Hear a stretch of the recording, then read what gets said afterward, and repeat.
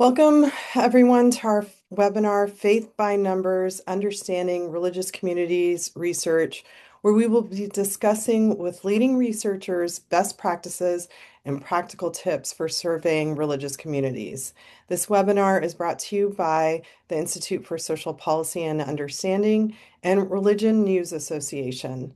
My name is Sahar Salad, and I am the Director of Research for the Institute for Social Policy and Understanding. ISPU is a nonpartisan secular research organization that conducts studies on American Muslims. Religious News Association is a 70-plus-year-old journalism association dedicated to equipping journalists throughout the world with the tools and resources they need to cover religion with balance, accuracy, and insight. You can find more about our organizations in the chat box.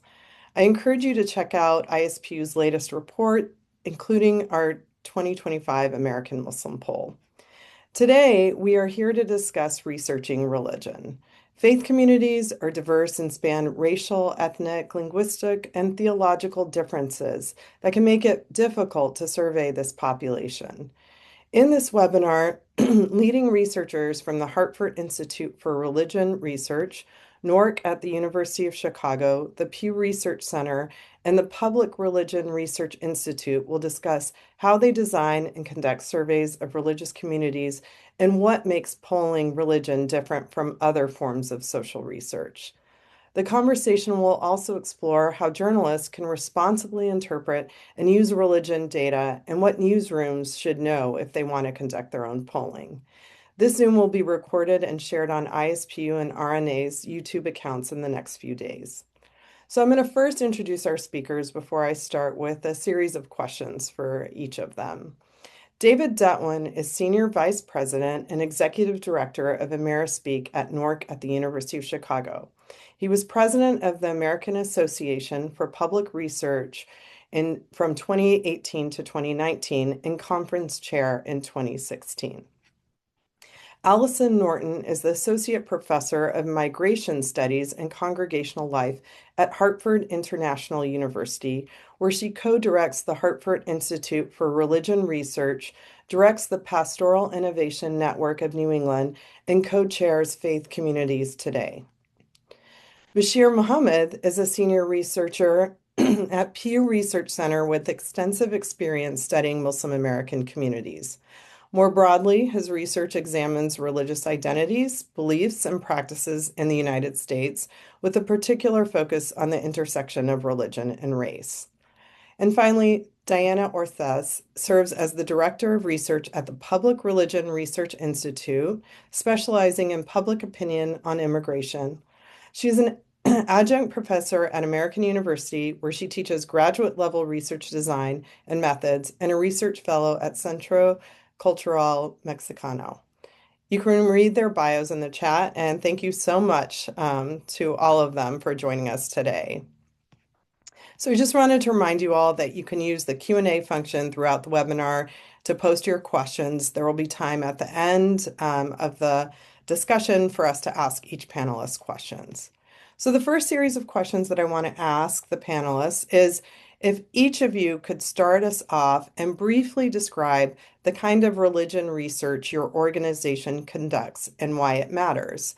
I'll go ahead and start with you, David, if you wouldn't mind taking that question first. Sure. First of all, pleasure to be here, and thanks for having me. This is just a great roundtable, all in all, on such an important topic in this day and age. Yeah, so NORC at the University of Chicago conducts a lot of policy research for the federal government, state governments, local governments, and also quite a bit of research for foundations and academics. I'm part of AmeriSpeak, which is the United States' premier probability panel, which is we'll get into one of the many vehicles in which researching religious populations is has its strengths and weaknesses. But yeah, I've been part of religious research for many years. I've conducted probably over 30 Jewish population surveys over the last 25 years of my life, and also done work on studies of Mormons, studies of Muslims, including the American Muslim poll. So yeah, happy to be here. Thank you, David. And so, Allison, would you mind going next and just describing the work you all do? Sure. Yeah, great to be here with all of you. So Hartford Institute does applied research in partnership with faith communities. And starting in 2000, we've been conducting national surveys of congregations. So we have a look at some of the longitudinal trends affecting congregations then over the past more than 25 years. So we do large decadal and mid-decadal surveys with a wide array of different faith groups across the US. Most recently, we've been doing a 5-year study that's just ending on the impact of the pandemic on congregations. And I think why our work matters, or sort of congregational based research matters, is that beyond the experience of sort of individual spiritual and religious identities and practices or behaviors, religion is also lived in communities and in organizations, and congregations are often places where faith is practiced or reinforced, challenged, shared among members. And so the work that we do often addresses some of the very questions that are important to religious congregations and their leaders. Questions like, what is the impact of virtual worship? What brings new people into my congregation? But we also know that congregations shape social outcomes, right? They influence volunteering, civic engagement, charitable giving, community resilience. So I think congregational research in general can also help tell us this broader story of how religion operates in society.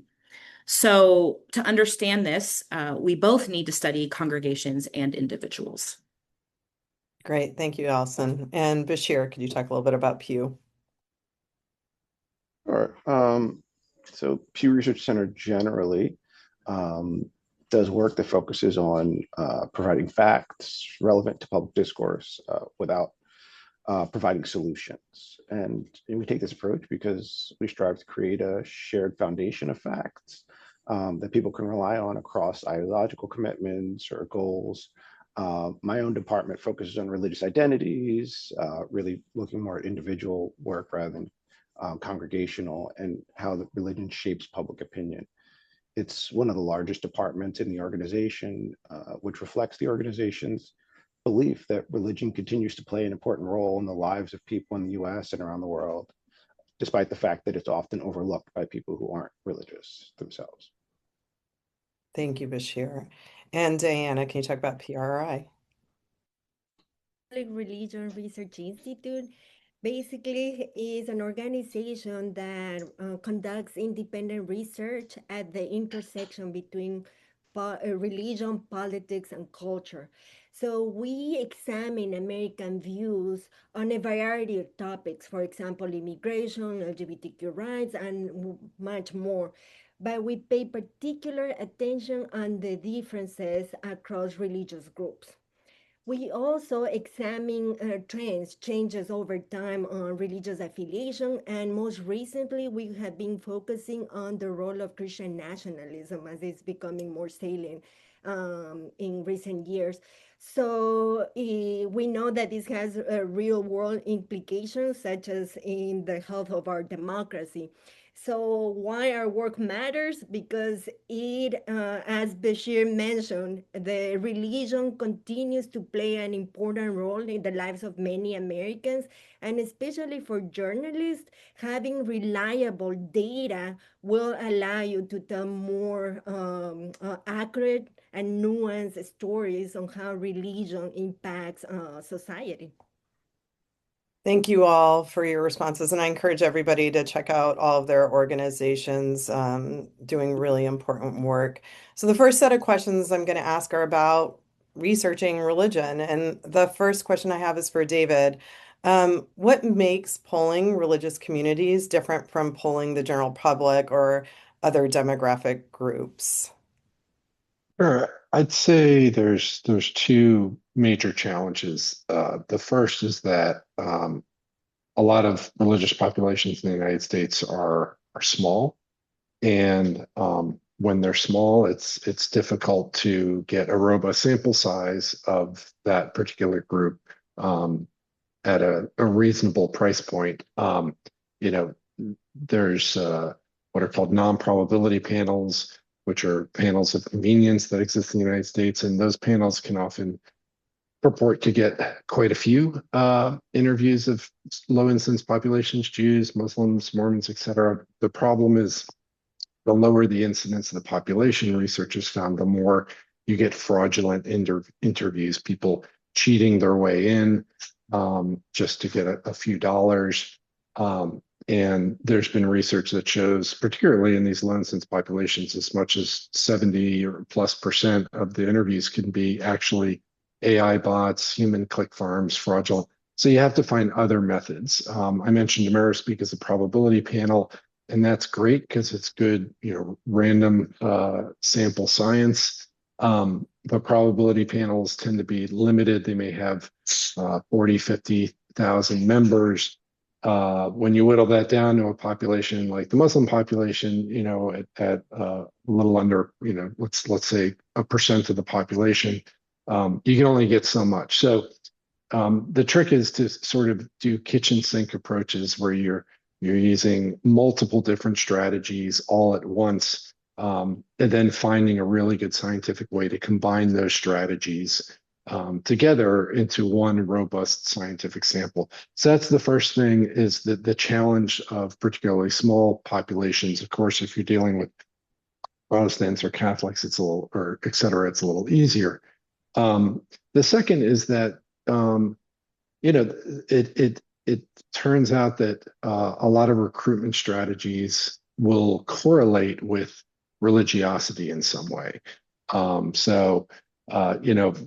Back in the day, interviewing Jewish populations by looking at distinctive last names, if your last name is Cohen, et cetera, well, that's great. But it turns out that if you have a recognizable last name, you're probably less secular. You're more plugged into your religion. You're more practicing, and so you have to be really careful with the strategies you use to try and get these populations, because certain strategies will definitely give you biased samples.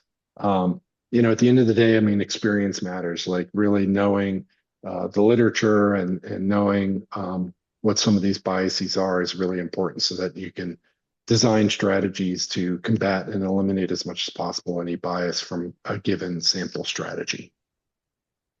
Thank you so much for that answer. I mean, it's very complex, something that, people who don't study religion may not understand how complex it is, and especially with populations that aren't represented, or they're underrepresented in the population, like Muslims, for example. So, Bashir, I'm going to ask you a follow-up kind of question. What are some of the biggest methodological challenges when studying religion, like language, identity, definitions of beliefs? What are you seeing at Pew? I do a lot of my work focuses on these smaller religious groups that David was talking about. And so it certainly is the case that, one of the biggest challenges is, as he alluded to, is sort of getting a sample that's diverse enough, sort of large enough to sort of really unpack that diversity, right? It's one thing to be able to say, okay, well, this is what the Muslims think, like alongside what the Jews think and what the Catholics think and whatever. But it turns out like all the Muslims don't think anything about anything, right? And so getting a sample that's big enough and rich enough that can do that. I mean, on the one hand, that's really the strength of polling, right? Is that you can get past the loudest voices to really see like, well, what do people think more broadly? To take a specific point, right? It is the case that most Muslims identify with the Democratic Party, lean toward the Democratic Party, but polling tells us that roughly 4 in 10 identify or lean toward the Republican Party. Those voices aren't as loud, but the polling sort of can elevate the fact that like this is a group that exists and is worth paying attention to, but sort of getting a rich enough sample is difficult. I think the other sort of point I'd touch on quickly here that's sometimes a little surprising to folks is definitions can be difficult. It's not always, especially if you're looking at specific religious groups, it's not always that simple to identify, well, who are we counting? Who's Muslim? Who's Jewish? Who's Catholic? At first, it seems like, well, it's simple, right? Like everybody knows who these folks are, but think about Jewish American, someone who is raised Jewish, sort of has strong cultural ties, but doesn't believe in God. Are they Jewish or are they atheist? Most of our sort of polling puts them into one category, not two, right? And sort of, are we analyzing them as religiously unaffiliated, or are we analyzing them as Jewish? And so these sorts of issues sort of come across in a lot of these groups. If you're looking at Muslims, there are cultural Muslims, there are cultural Jews, there are cultural Catholics. Are they in or are they out of your sample? Should you include them or should you not include them? And so that's one of those things that it's kind of funny, in grad school, you have these conversations about sort of defining religion and defining religious groups, and it all seems esoteric and like, oh yeah, we all kind of know what this is. Why are we spending all this time on this? And then you get down to it and you're like, oh, this does matter. These do vary. It isn't as straightforward as it seems intuitively. And so that's another methodological challenge, is really getting a clear definition and getting buy-in and being able to communicate that to people. Like, these are the people that we included in our definition. So yeah, that'd be the other one. Yeah, great. That it's so true. There's so many nuances in studying these populations, and so much diversity within these populations as well. That's really important to note. Allison, how do you design surveys in ways that are culturally aware and respectful of the communities being studied? Mhm. Well, I'll just echo my colleagues and say that, sort of in addition to the sort of challenges and opportunities as we think about sampling, even survey design itself and the very research questions that we are asking have a lot of implications. And I think, journalists are looking, to research to help tell a story, right? To sort of have a narrative. Researchers also come to this with our research questions in mind. And we can't design good surveys without good research questions.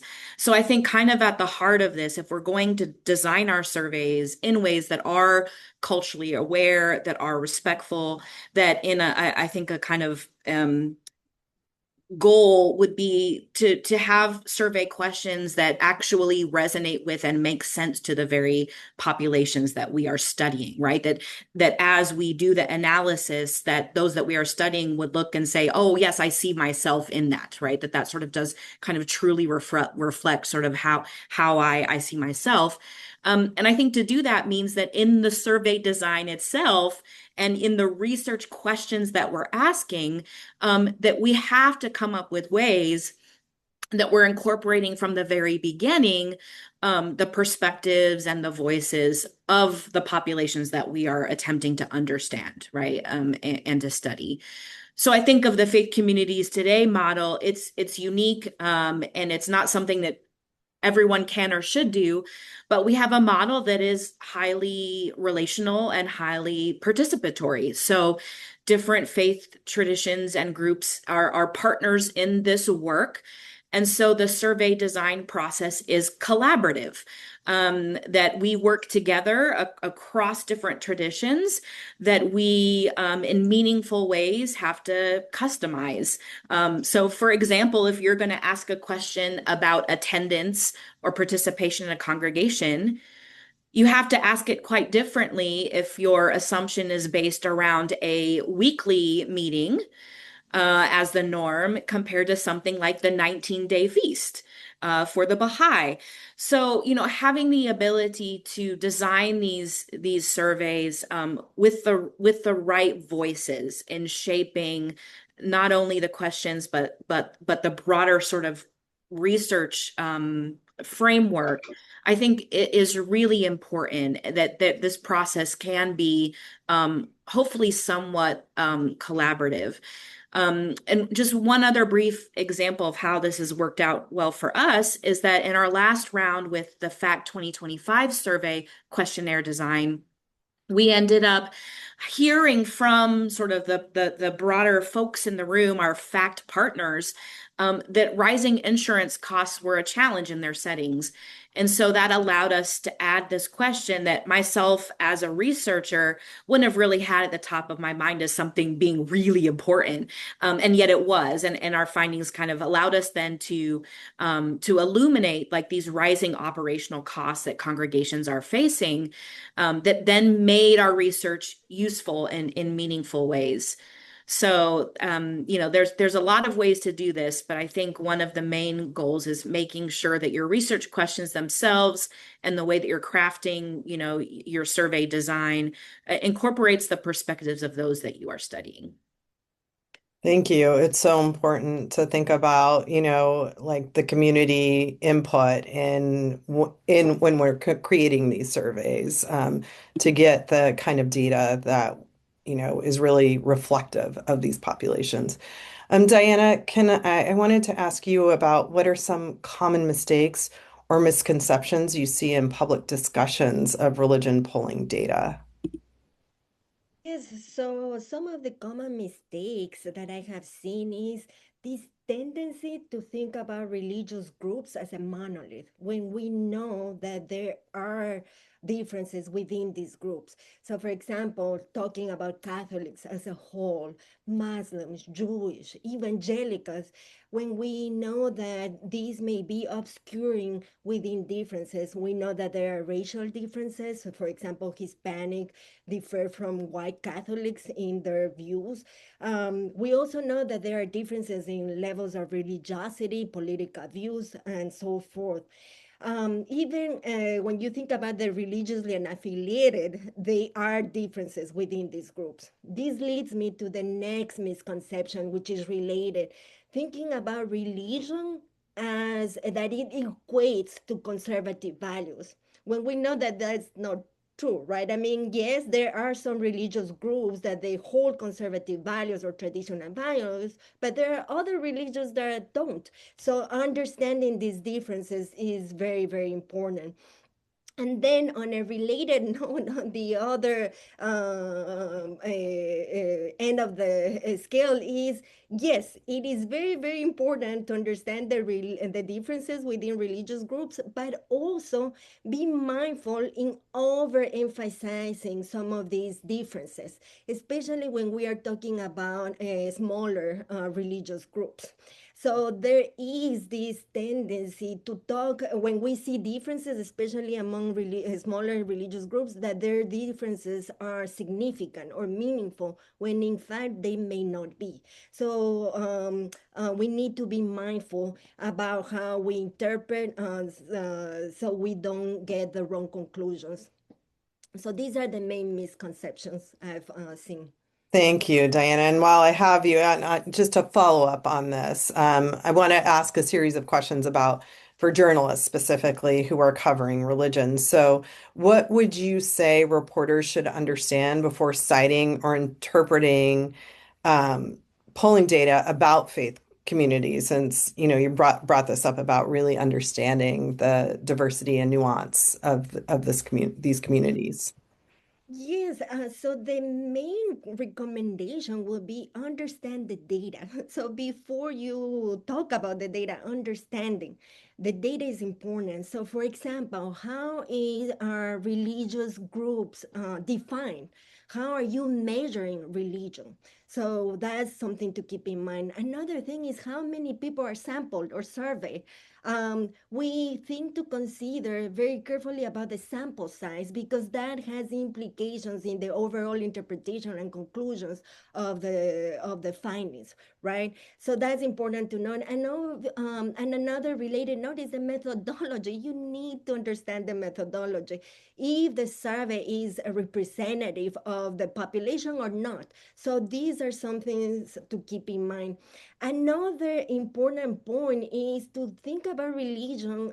It is a multi-dimensional concept, right? So you do have religious affiliation or identity, but you also have other measures of religion, such as religiosity, the importance of religion. And we need to think about, journalists need to think about the interaction between all of these variables. So you could have someone that identifies strongly with the religious groups, but they don't practice frequently their religion, and vice versa. So understanding that before reporting is important. And then finally, I would suggest to think about the overtime trends. This is important because while you have data available to you at one point, it may be that it's just a one-time issue or phenomenon. But if you have data that allows you to see the over or the long-term trends, it allows you to give you a more accurate description of what's going on. So understanding overtime trends also matter when citing these numbers, right? So that will be my main takeaways Excellent for advice. And journalists. a lot I of the could, have their methodology laid out for you that you can read. So it's very important to think about these points. Bashir, what are the biggest ways religion polling can be misinterpreted in news coverage? Happy to jump in on that. But David, did you want to jump in and say something? just really quickly, just riffing off Diana's, I would, one bit of advice I would give people is, the more surprising the result, the more you want to put on your scientific skepticism hat, right? Like scientists need to be skepticism. There's the well-known YouGov study that had to get retracted that was showing that church attendance in England was skyrocketing. Like that's so surprising. A lot of journalists, I think, just ran with it, but obviously that turned out to be a bit of a false issue. There's been studies in the US that I know of two studies that were just months apart that showed 85% of Jewish students on campus experienced anti-Semitism, and then the next study was 40%. And both can't be true. Well, they could. We get in the weeds on that, but depending on how you ask, and sometimes people say experienced or know of somebody, so it depends how you ask. But nevertheless, when we see these shocking results, that's the moment I think. And it's not just, this is not just specific to religious research either, right? That people really should vet that research and be as critical as they can before being confident enough to publish it. Sorry, Bashir. Yeah, no, that's No worries. No worries. I mean, I think in terms of cautions for journalists analyzing, I'd say there's probably two I'd want to highlight. One is being very careful about overinterpreting small differences, especially for some of the smaller religious groups that we're talking about. It's often the case that apparent difference across groups or across time is not statistically significant. You've got to keep in mind that there is that margin of error. There is that sort of sampling variability. And so, if poll A finds 60% of Muslims hold a certain view and poll B finds 65% hold that view, the data probably isn't showing growth because you've got that margin of error, because you've got that sort of statistical variation. And so it's very important to keep that in mind when analyzing the data. Like if there's a difference, you really do need to go back and let me say, like, well, what was the margin of error? Is this difference significant statistically or not? Before you sort of run with, oh, this is increasing or this is changing. Like, is it really, like, is that what the poll is saying?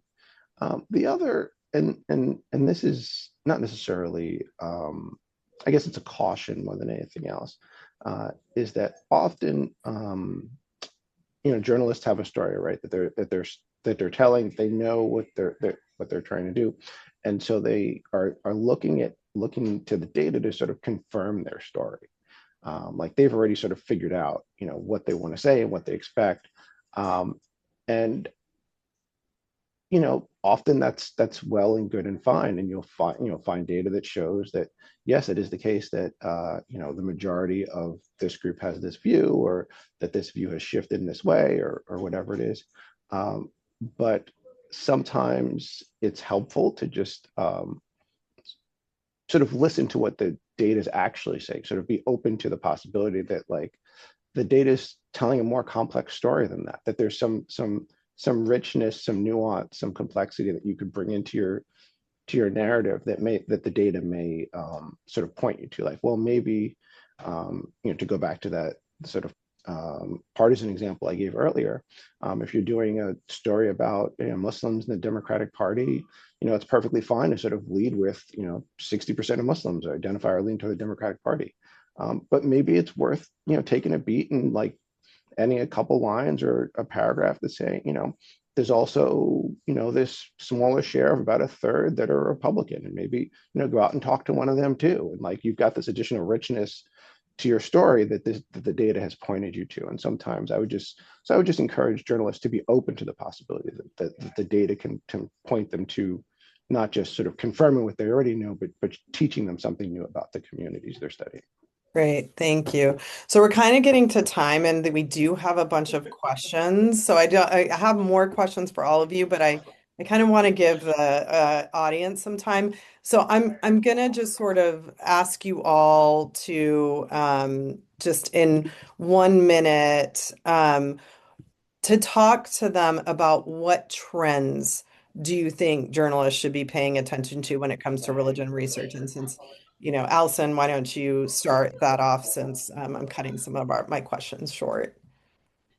Sure. Well, I'll just say, first of all, I think just kind of growing on what we're hearing from Bashir, I think some of the broader trends are things that we have to pay attention to around providing some complexity to some of these stories. So as he mentioned, there's kind of no sort of single story of the American Muslim. And so I think when we're looking at some of these, kind of the splashier kind of stories, young people in church, young men going back to church, or stories like what's going on with the rise of Christian nationalism. I think these are all very important things to understand.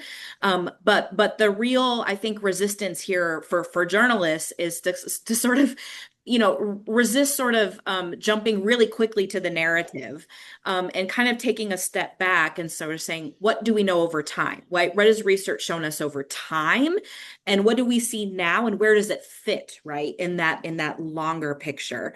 And then I think the other part of that too is not sort of jumping on a single story from a single a single data point, right? A single study. And sort of looking at how does what's going on in PRRI and their research relate to what we see in Pew's work, right? And so being able to sort of dig in a little deeper and ask researchers, right? How does your research compare to others?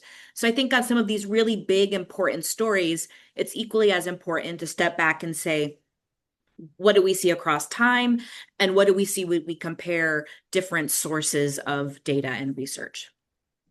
David, do you have anything to add to that you would like to say? Well, I'm more the methodologist in the room than the topical expert, but I would say, to me, I'm looking forward to, further understanding. Yeah, is there sort of a realignment in the intersection between party identification and ideology and religiosity, in this age, and just really being able to dive deeper into that story, because I'm sure there's a lot of nuance there that just isn't known yet or hasn't been reported yet, and there's a lot more to learn there, I think. Great. And Diana? And I see one of the questions. I think one of the most important trends that we need to look at is the role of AI. Definitely, we are living in the AI era, and we need to understand how religion is being shaped by how people are using AI, how it is changing. There is some research among the Muslim community, and I wanted to ask you if you're familiar with this AI tool called Tartil. I don't know if I'm pronouncing it correctly, which has been used to understand and recite and memorize the Quran. And a lot of people are using it, but of course, without its critics, right? I mean, when we are thinking about the loss of human connection, that is such an important component of the Muslim faith and also other faiths. So I think that understanding the role of AI, I mean, is extremely important at this moment. Yeah, so Bashir, if you want to add anything, but that is actually one of the questions is who, the role of AI in religion, but if there's anything else you think the journalist should be paying attention to before I go to all the questions. So I guess the only other thing I would say is just sort of the sort of general point that I think a lot of journalists either don't pay enough attention to religion at all, and the many ways in which it can be relevant, or they treat religion as white evangelical Christianity, as Diana was saying earlier. And there are diverse ways in which religion can matter. Whether we're talking about Black Protestants who see opposing racism as essential to their faith, or discrimination in Muslims, or AI, and people, engaging with, chat bots in order to understand, sort of make life decisions. I think there are much richer ways in which religion matters, and I think just sort of paying attention to it in general is the goal. Completely agree that there's this disconnect between people thinking religion is not as important or influential, and then we need to spend more time collecting data on it in these nuanced ways. So I'm going to turn it over to the questions just so we give the audience some time. The first question is, given the intersection between religion, culture, and public policy, how do you view the role of religious leaders who operate outside formal state institutions, but are able to shape policy agenda and legislative outcomes? And so the follow-up is this a form of democratic participation by civil society actors, or does it raise concerns about the boundaries between religious authority and public policy making? So I'll let anyone who wants to attempt to answer that question, religious leaders and shaping public, our policies. How do we see this, or how do you view this?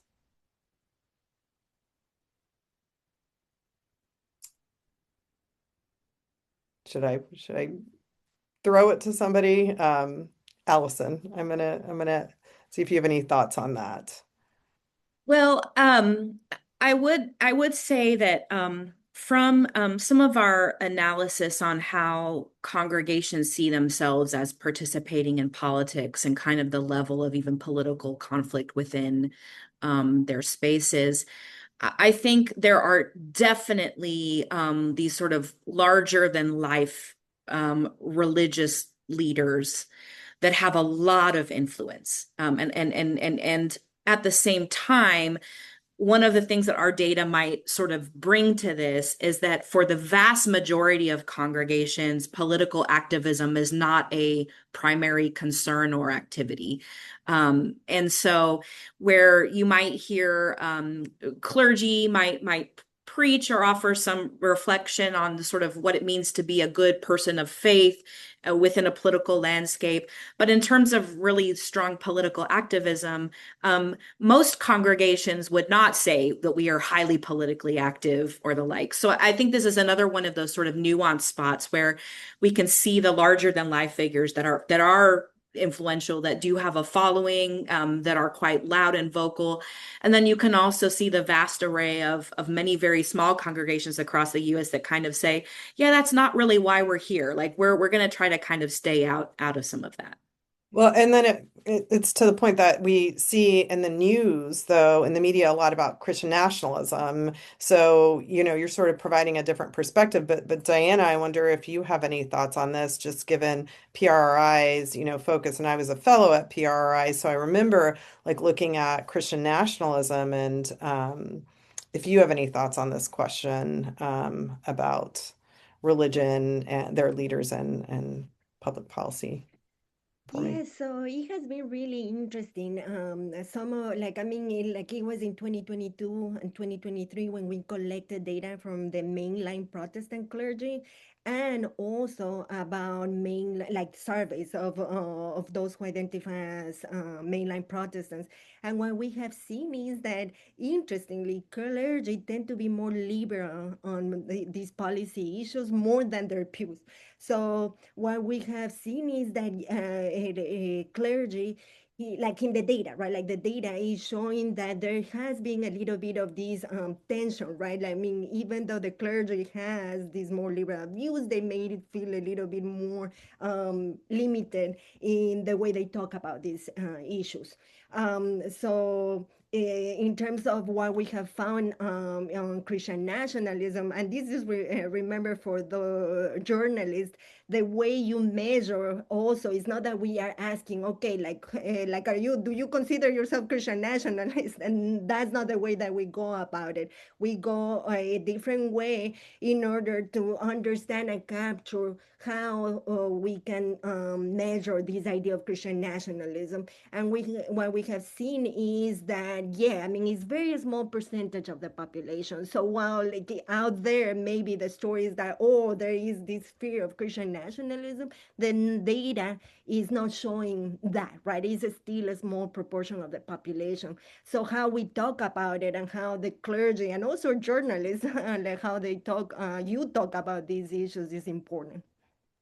Thank you. That's a really important point about, what gets amplified in the media and what's the reality of what's happening to the two different populations. There's another question about if anyone has any data on aging populations and smaller religious groups. Do any of you have any data on that? And if not, that's okay. I can respond to that. ISPU is coming out with a report on aging, and we asked that on our last American Muslim poll, but we didn't publish it in the larger report. So we are actually coming out with a study on some of that data, a report looking at, what's happening with Muslims who are dealing with an aging population. So please follow us, and you'll be able to see some of our findings there. Bashir, were you going to add something to that? A little bit, although certainly I haven't looked at it in the depth that I think you all are starting to. But the point I was just going to make is that um, the age structure of the various religious groups are very different, and their levels of establishment in the U.S. are very different. And so the infrastructure, so when we're talking about religious groups as a whole, I don't know that there's a real coherent answer to that question. But if you're thinking about, so for example, the Jewish community, they tend to be a little older. They've been more established, whereas the Muslim community, that it's only just now reaching a sort of critical mass of adults sort of retiring. And so there's a different sort of dynamic there where there are questions that the community is asking now that they just didn't have to ask in large numbers 20 years ago. There certainly were people that were sort of older Muslim adults for years and decades, but there wasn't really a critical mass as much until fairly recently. And so I think the community is starting to ask itself some of those questions that other religious groups have already wrestled with. Yeah, it's a very important point. Muslims are a young population, so that would help to explain like the demographics age-wise of these different religious groups. Certainly informs who's been doing more research on aging populations. And Yeah, go ahead. can I just add one little thing? Like in terms of PRI, what we have seen is the connection with political identity as well. So when you're thinking about how they look, like Republican tend to be older, right? Like they look more white, more older, whereas the Democratic Party tends to be more young, more diverse. So even there, you see these generational differences. Yeah, And this has changed compared to the past. absolutely. Another question asks, recent data shows that far fewer Americans attend church regularly than they claim in surveys. How do we square this discrepancy in surveying what people are actually doing versus what they say they are doing, especially when it comes to something as complicated as religion? So I'll jump in on this, unless David, you want to take it. Go for it, and I'll maybe do a quick follow-up. Cool. So yeah, so this is something that I think a lot of methodologists have spent a lot of time thinking about, and I think that from my perspective, I think the easiest way to make sense of this is to think about really sort of the psychology of survey response and what people are trying to tell you when they answer these questions. When you ask someone, how often do you attend religious services, and they say, I go to religious services every week, in a survey, like in a conversation, what they're not saying is that there has never been a day that I've missed over the last 52 weeks. What they're saying is they see themselves as the sort of person who attends religious services regularly. And that is typically going to be an over-report. I'm the sort of person who goes to religious services regularly. There are some weeks where I don't go. And so if you really sort of did a time diary with these folks, their numbers are going to be lower than every Friday or every Saturday or every Sunday. And it's just the nature of sort of understanding what you're asking and what you're getting back, and what you're not asking for a time diary. There are ways to ask that question. There's a different survey question you can ask where you say, in the last 7 days, how many times have you, so we're not asking that. We're asking you, are you this sort of person? And that's what we're getting back. And so that's what we have to keep in mind as we analyze it.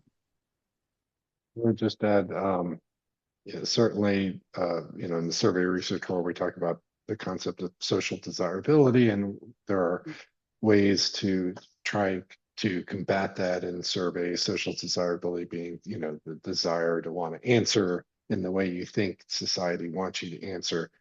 The second thing is that you have to also consider what your goal is. If you're looking at trend, then you're sort of constrained by sort of asking it the way people have asked it in the past, and maybe it's less important whether you're getting the most accurate point estimate at any one time, but like using data like Pew's religious landscape survey to look at points of time over decades to see change. Yeah, that's a very important point, that sometimes it's that trend data that matters a little bit more in that. So it complicates the ways in which we're able to ask questions when we're really trying to look at behaviors over time. So great point. There's another question about not religious, non-affiliated, or religious nuns. So many who say they are nothing actually have pretty complicated views and aren't necessarily not religious at all. So how do you deal with the nuance regarding this group on surveys and the data?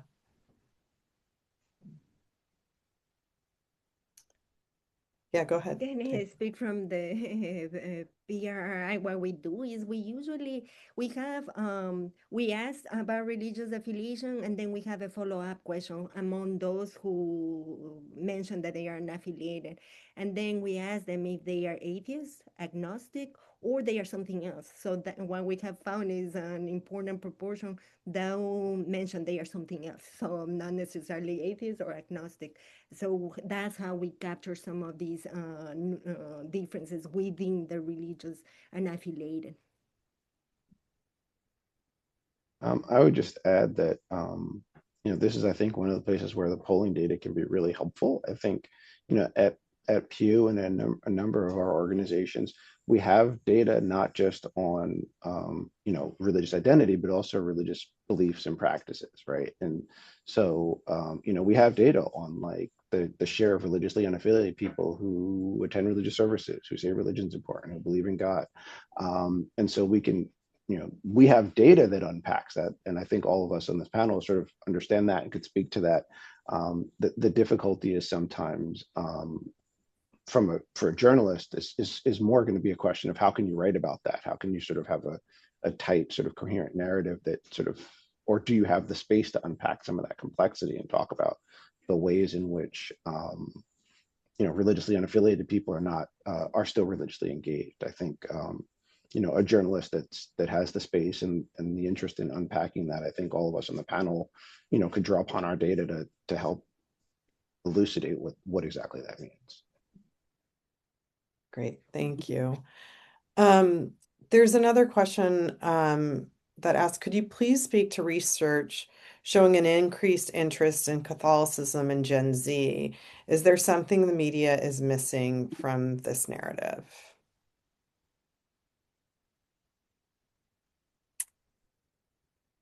I'm not sure who here would want to speak to Allison. I can jump in a little bit there. Yeah, so we did an attender survey in 2024. And in that we looked at several things. We looked at folks that are new to congregations in the last 5 years. And we also could compare sort of across generations. And one of the things that we did find was that for the youngest, Gen Z and millennial church attenders and congregational attenders, that they did show sort of a higher increase in their participation when they were comparing their current attendance in congregations to, earlier, compared to the older generations. But I think if you ran with that story, your narrative would be, right, oh, young people are increasing their activity in church. But I think you have to look at the ways in which their levels of participation, their regularity of attendance, practice of their, kind of faith still falls way below what we found in comparison to the older generation. So their rate of increase, right, of the sort of like, oh, we attend more regularly now than we did 5 years ago, was higher than their older peers. And then the kind of other important nuance is that if you look at the congregations, right, across the US, the people that go to congregations are much older compared to our general population. And so it's not that we see this huge influx in our data of young people all of a sudden, subverting sort of this longer trend that we've seen and all now flocking back into congregations, because the typical attenders in church, right, still are much older than the average population. Great. Thank you so much for that. So we have time for one more question, and I'm going to ask this one question to sort of end that that I didn't get to ask in the first place, which I think is an important one for this group here, which is, if any of these media outlets or newsrooms wanted to conduct its own survey of a religious community, what recommendations would you have for them for, best practices? Obviously, we all produce data that they can use and ask us about the methodologies and get all these answers from us. But let's say that they wanted to do this. What would be, some tips that you might have? Yeah, David. Jump in. There's always the challenge that you framed it as like newsroom, and in the grand scheme of budgets, newsrooms have gotten their budgets seriously curtailed over the last couple of decades for various reasons, and so they're always sort of pushed to try and produce these data at really low price points. And again, it's very hard to do with religious populations, particularly the smaller ones, because of the fraud issue and non-probability surveys today. There was an industry insider who gave a webinar a couple of months ago that noted that worldwide there have been in 2025 about 5 billion non-probability surveys, and that we think that about 2 billion of them were fake. So you really need to worry about that. And the problem is that quality does cost money, but work with somebody who's got experience and tries to find you sort of that min-max point where you're maximizing the data quality possible for a given budget. That would be my bottom line advice. Yeah, Diana. And I would say like if you have budget constraints, just go for the data that is already available. So Hmm. I'm sharing here at PRI, we have this website, like we have collected data since 2013, where you can explore and find out religious affiliation. So I know that Alison spoke to these changes over time of Catholics, and here you can see it for yourself, how these have changed since 2013 and how it has changed by age as well. So just a resource for you to take a look at, and I hope you find it helpful. Yeah, thank you all so much. And just so you know, I mean, to David's point, it is very expensive. There's a lot that goes into polling these groups, and we actually rely on each other's data as well when we don't have it. I mean, I talk to Bashir a lot, and so if you are somebody who wants to do it, certainly there are ways to do it, but just do your due diligence. If that is what you intend to do, but we are also here to provide you with that data. I just want to thank the panelists so much for spending their time. I could speak to them for hours about polling and researching religious groups. So thank you, David, Allison, Bashir, and Diana for your time today on this panel. I wanted to thank Emily Churchill from RNA and my colleague Sajila Munir for dealing with the Zoom and all this on the back end. And if we did not answer your question, we will send you an email and try to provide some data and answer that question there. Thank you so much. Please check out all of these individuals and RNA and ISPU as well in the chat. So have a good day. Thank you.